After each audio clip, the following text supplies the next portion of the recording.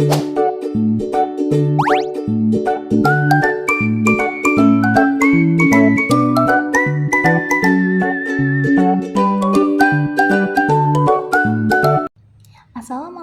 warahmatullahi wabarakatuh.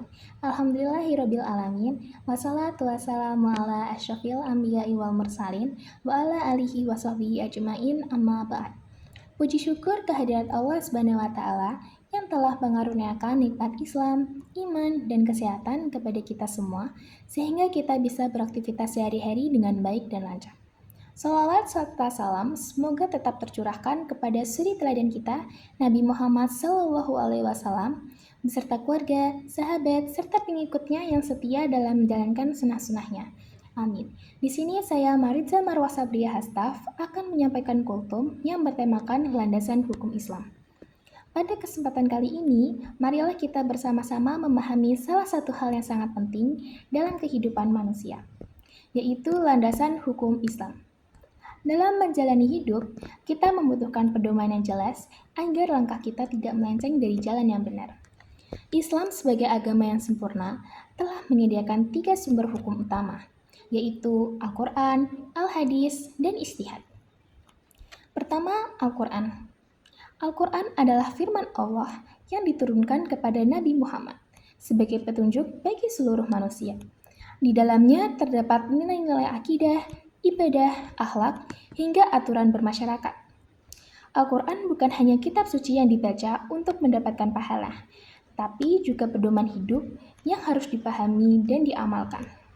Ketika seorang muslim menjadikan Al-Quran sebagai dasar dalam bersikap, maka ia akan terhindar dari perbuatan tercela dan senantiasa berada dalam bimbingan Allah. Kedua, Al-Hadis. Hadis adalah segala sesuatu yang bersumber dari Nabi Muhammad, baik berupa perkataan, perbuatan, maupun ketetapan beliau. Hadis berfungsi sebagai penjelas dari ayat-ayat Al-Quran. Banyak perintah dalam Al-Quran yang penjelasan teknisnya terdapat dalam hadis, misalnya tata cara sholat, zakat, dan berbagai ibadah lainnya. Maka dari itu, memahami hadis sangat penting agar kita dapat mengamalkan ajaran Islam secara utuh. Ketiga, ijtihad.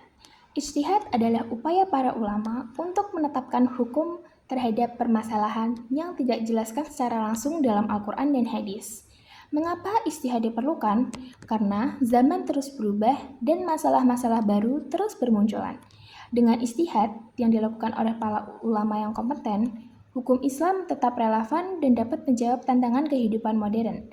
Tanpa ijtihad, umat Islam mungkin akan kebingungan menghadapi hal-hal baru yang tidak ada pada zaman Nabi. Ketiga landasan hukum ini, Al-Quran, Al-Hadis, dan Ijtihad, harus kita pahami sebagai salah satu kesatuan. Al-Quran menjadi pondasi utama, Al-Hadis menjadi penjelas, dan Ijtihad menjadi upaya pengembangan hukum agar tetap sesuai dengan kebutuhan zaman. Dengan berpegang teguh pada ketiga sumber hukum ini, insya Allah kita dapat menjalani kehidupan sesuai tuntutan Islam yang rahmatul lil alamin. Demikian kultum yang dapat saya sampaikan. Bila ada kebaikan itu datangnya dari Allah Subhanahu wa taala, dan bila ada kesalahan itu datangnya dari saya sebagai makhluk yang lemah. Billahi taufik wal hidayah. Wassalamualaikum warahmatullahi wabarakatuh.